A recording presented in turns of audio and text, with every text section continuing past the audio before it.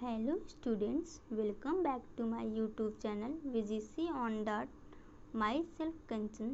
Today I shall discuss to you about few solved questions of biology asked in NEET medical test paper.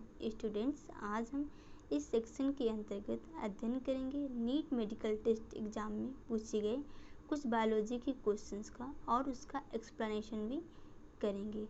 So let's start now the first question. In which one of following pollination is autogamous? निम्नलिखित में से कौन सा एक autogamous pollination है? First cleistogamy, second geitonogamy, third xenogamy, fourth chasmogamy. तो इसका सही ऑप्शन होगा क्लिस्टोगैमी। क्लिस्टोगैमी पॉलिनेशन मीन्स ऐसे फ्लावर जिसमें उपस्थित एंथर और स्टिग्मा एक दूसरे के क्लोज रहते हैं, बट मैच्योर कंडीशन में जब एंथर डहिस करता है तो पॉलन ग्रेन स्टिग्मा के कांटेक्ट में आता है और जिससे पॉलिनेशन हो जाता है। तो ऐसे पॉलिनेशन को हम क्लिस्टोगैमी पॉलिनेशन कहते हैं, क्योंकि यहाँ पे किसी भी टाइप की एजेंसी की जरूरत नहीं हुई। The next question, mass of living matter at A trophic level in an area at any times is called. Trophic level पर जीवित पदार्थ का द्रव्यमान किसी भी समय उस एरिया को कहा जाता है। First standing state, second standing crop, third detritus, fourth humus. तो इसका सही ऑप्शन होगा standing crop. Standing crop means किसी दिए गए वातावरण में मौजूद ऑर्गेनिज्म का कुल ड्राइड बायोमास होता है, या फिर कह सकते हैं कि it is the total dried biomass of the living organism process in a given environment. The next question, which one of following statement is wrong in case of Bhopal tragedy? निम्नलिखित में से कौन सा कथन गलत है भोपाल ट्रेजेडी के मामले में? First, it took place in the night of December 2/3, 1984. Second, methyl isocyanate gas leakage took place. Third, thousands of human beings died. Fourth, radioactive fall out engulfed Bhopal. तो इसका सही ऑप्शन होगा radioactive falls out engulfed Bhopal. जैसा कि हम लोग जानते हैं कि Bhopal gas tragedy night of December 2/3, 1984 at Union Carbide India Limited pesticide plants in Bhopal.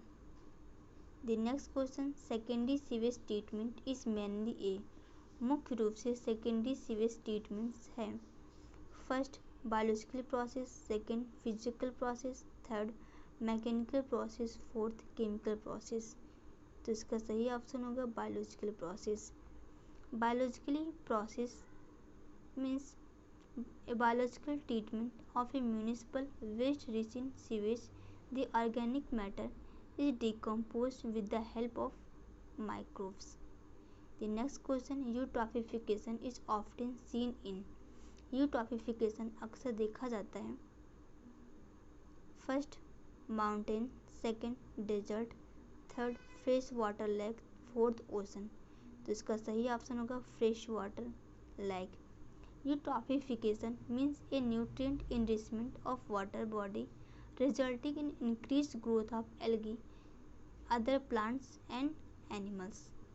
The next question, large woody vine are more commonly found in। Large woody vine मुख्य रूप से पाए जाते हैं। First, alpine forest, second temperate forest, third mangrove, fourth tropical rain forest. तो इसका सही option होगा temperate forest. Large woody vine found in temperate forest are the forest in the temperate climatic zone. The next question, which one of following expanded form of the following acronyms is correct? निम्नलिखित में से कौन सा युग्म या जोड़ा सही है? First, IUCN international union for conservation of nature and natural resources. Second, IPCC international panel for climatic change. Third, UNEP United nation environmental policy. Fourth, EPA environmental pollution agency. तो इसका सही ऑप्शन होगा IUCN international union for conservation of nature and natural resources. The next question, which one of following statement is correct for secondary succession? निम्नलिखित में से कौन सा कथन सेकेंडरी सक्सेशन के लिए सही है? First, it is similar to primary succession except that it has relatively fast pace. Second, it being on a bare rock. Third, it occurs on deforested site. Fourth, it follow primary succession. तो इसका सही option होगा it is similar to primary succession except that it has relatively fast pace. Primary succession के compare में secondary succession की जो growth rate होती है बहुत ही फास्टली होती है. The next question, which one of following show maximum genetic diversity in India? निम्नलिखित में से किसकी डाइवर्सिटी इंडिया में सबसे ज़्यादा पाई जाती है? First, mango. Second, groundnut. Third, rice. Fourth, मेज. तो इसका सही ऑप्शन होगा राइस. राइस वर्ल्ड में सबसे ज़्यादा वैरायटीज़ इंडिया में पाई जाती है जो कि 2 लाख वैरायटीज़ हैं. भारत में बासमती चावल की वैरायटी 27 डॉक्यूमेंटेड वैरायटीज़ पाई जाती है. The next question, which one of following is a not bio fertilisers? निम्नलिखित में से कौन सा एक जैव उर्वरक नहीं है? First, mycorrhiza. Second, agrobacterium. Third, Rhizobium. Fourth, nostoc. तो इसका सही ऑप्शन होगा एग्रोबैक्टीरियम. एग्रोबैक्टीरियम एक बायो फर्टिलाइजर्स नहीं है. एग्रोबैक्टीरियम एक ग्राम नेगेटिव बैक्टीरिया है जो कि काज करता है ट्यूमर्स डिजीज को प्लांट में. And Agrobacterium tumefaciens cause crown gall disease. The next question, which one of following acts as physiological barrier to the entry of microorganism in human body? मानव शरीर में सूक्ष्म जीव के प्रवेश के लिए निम्नलिखित में से कौन सा एक फिजियोलॉजिकली बैरियर के रूप में कार्य करता है? First, skin. Second, epithelial of urogenital track. Third, tears. Fourth, monocyte. तो इसका सही ऑप्शन है टीयर्स.